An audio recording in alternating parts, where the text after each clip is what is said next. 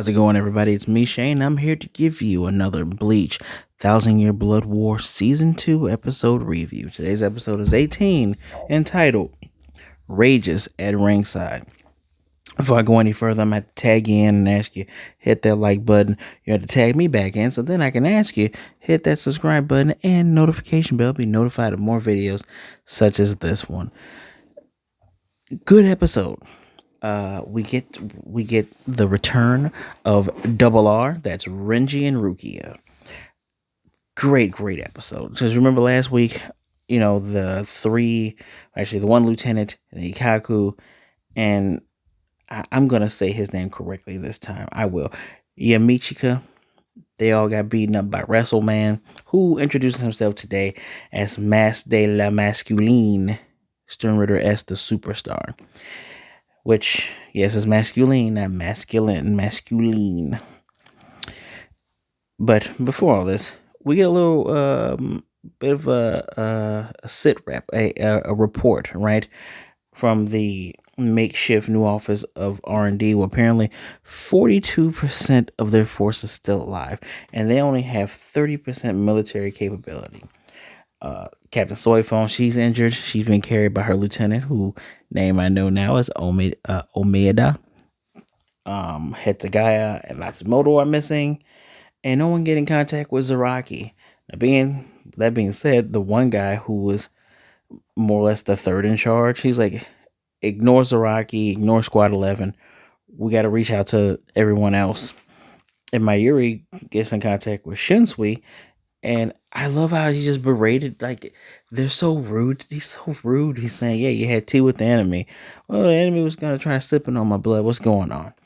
And he says, yeah, I'm going to patch you through. Still uses flip phones, by the way. I'm going to patch you through. You talk to everybody else, letting you know what's going on. And he gets through, tells everyone in different former squad barracks that are destroyed, hey, go to the nearest barracks. Don't worry about your own. Fall in line. Follow the most senior officer. Do not fight alone. Do not fight them alone. Regroup. I like that. It makes it feel more like a war, like more of an urgent battle that they're trying to change the tide in. I like it. I like it a lot. Meanwhile, squads 3 and 9, which is Love and Kensei, they're going to go fight this guy now, right? And Kensei wastes no time and does his Bankai, which is called Tekken Tachikaze. Literally, Tekken means Iron Fist. He has these gauntlets and has like a Susano thing. And he tells the bad guy, first of all, he was surprised that he's so weak. And he tells him, hey, my Shikai from my blade does explosions. My Bankai concentrates the explosions into these iron gauntlet fists, and the longer I have contact with you, the more damage you take. And him and Love thought he took care of the bad guy, but where's because I wrote the guy's name down here. Hisagi, Lieutenant Hisagi, because I know. Matter of fact, let's go right here. Shuhei tells him, Captain, you got to kill the little guy first. And little guy James, Mista Stardew gets up, kicks both Kensei and Love's ass heavily, just beats their asses. And now he's super strong. Now, I'm still trying to figure out for myself, is James the actual Sternvitter?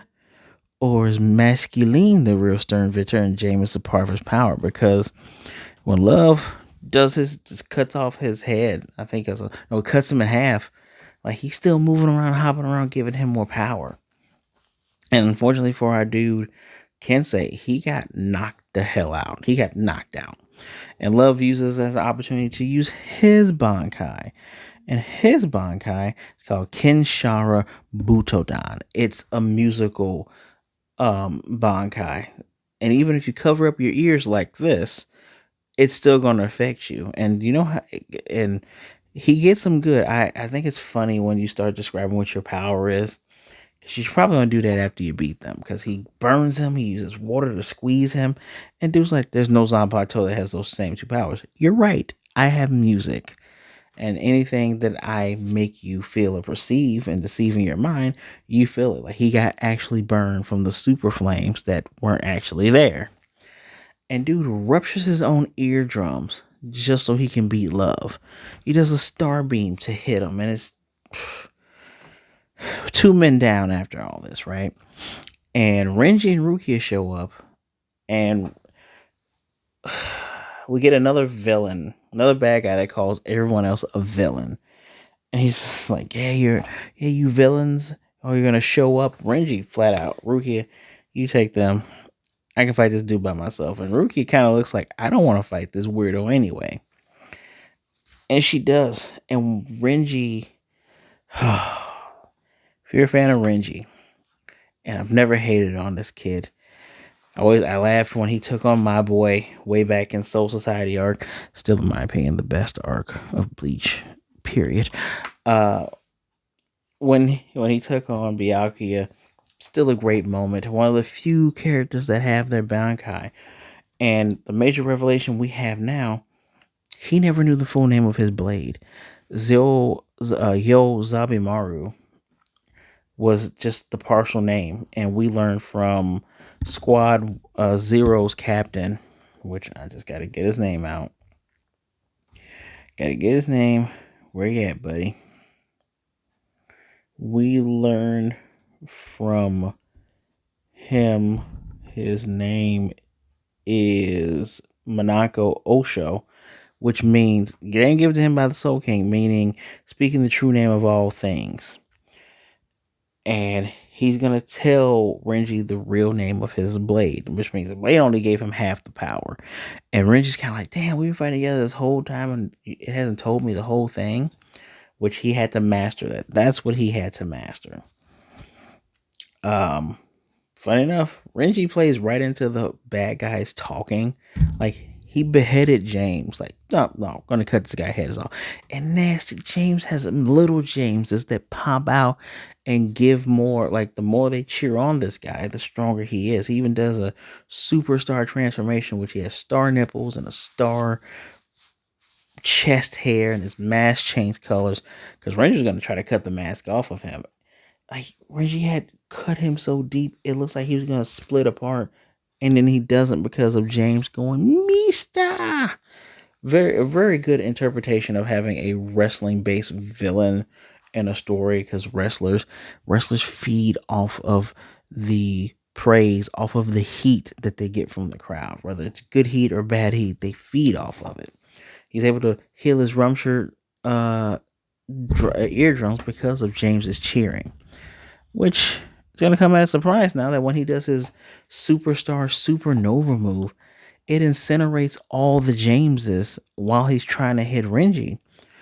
And you kind of almost feel bad for James, because James is like, Meester? All of them together go, Meester? And he incinerates the hell out of them. And he's like, don't worry, as long as I'm still alive, you will be reborn. James ain't coming back, y'all, because the boy, the kid, the dude, Renji, with his new power, his true new power, he heal Zobimaru.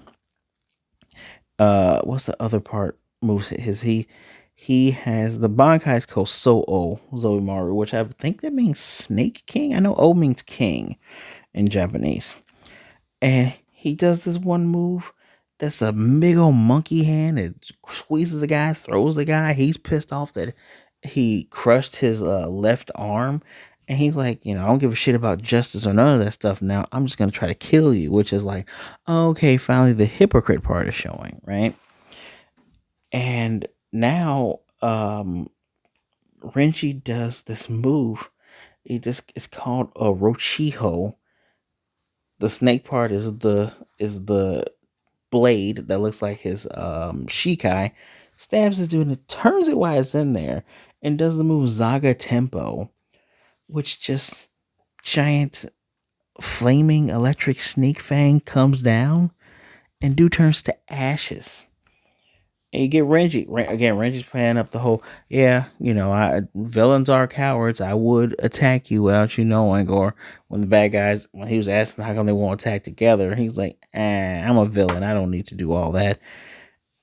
And he even talks to the bad guy going, yeah, you wanted to, I guess you burned yourself out, but that's how you wanted to go. Right, masculine? And it's crazy because if you hadn't have recklessly did all of your, star, he has a aura that he just says star, star, star, star, star, star. If you hadn't done all that and got hyped up and murdered James, who was actually your one source of power up, because he went into his Quincy Halo mode, but his Halo looks like a star, and it looks like he has a cape with his wings. If he hadn't done that, he might have survived. But Rukia did say, as you are now, he stands no chance against you. So, do turn to ashes, blew away, and your watch says like, yeah, all right, James. Well, you died, James. That's okay. And it went.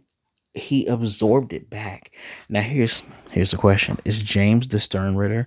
Is Master Masculine's real name James, and James is just a part of his power set, and it's kind of like the smaller part of him that wants to believe in himself, that used to be him before Yowatch gave him the abilities. I gotta hand it to Kubo. Yeah, I gotta hand it to Kubo though. Like, good job making. First of all, you're not gonna go in depth on these characters because they're designed to be evil stormtroopers, evil, superpowered Nazis or whatever. You're not gonna go in depth on them. And I've been ragging on him for all the characters' names being just gobbledygook, almost like Baz B. Really sounds like sounds like a member of a boy band. Sounds like Raz B. You could have just took all the B2K's names. Surprised there's a guy called Marion at this point, right? But Demasculine's an interesting character. Like, he's obviously a bad guy, and he's playing with this theme of a wrestler being someone's hero, even if he's technically the villain.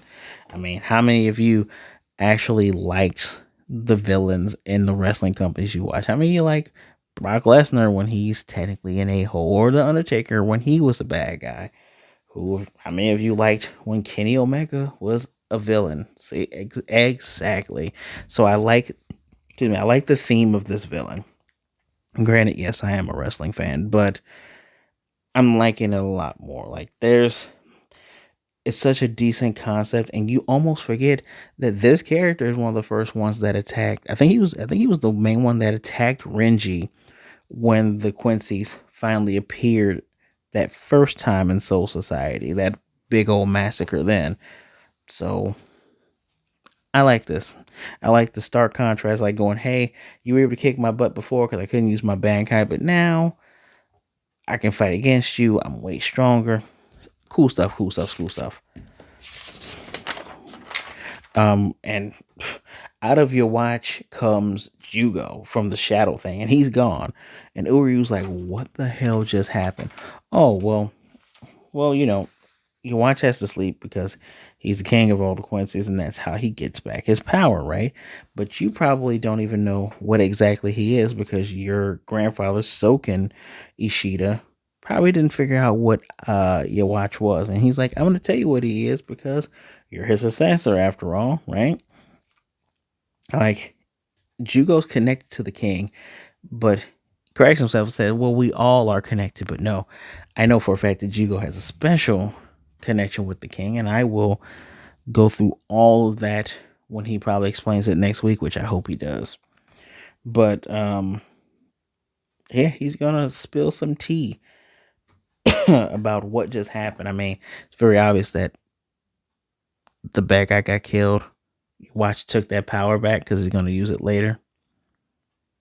Wonder if the other Quincy's are gonna realize that their Quincy King kind of doesn't care about you guys. I mean, remember earlier episodes, like episode 2 or 3, where he just straight up one of their own, not the Ankara, but he one of their own. No, they don't remember that. Of course they don't. So we get our haiku, which is there is no difference between living and being allowed to live, just as there's no difference in between dying and being killed. And I'm thinking to myself, is this Kenpachi? Is Kenpachi speaking? I didn't know who was reading last week's with the concert thing, and that was obviously Love. I'm glad I figured it out on my own. I didn't have to look it up. But could this be Kenpachi?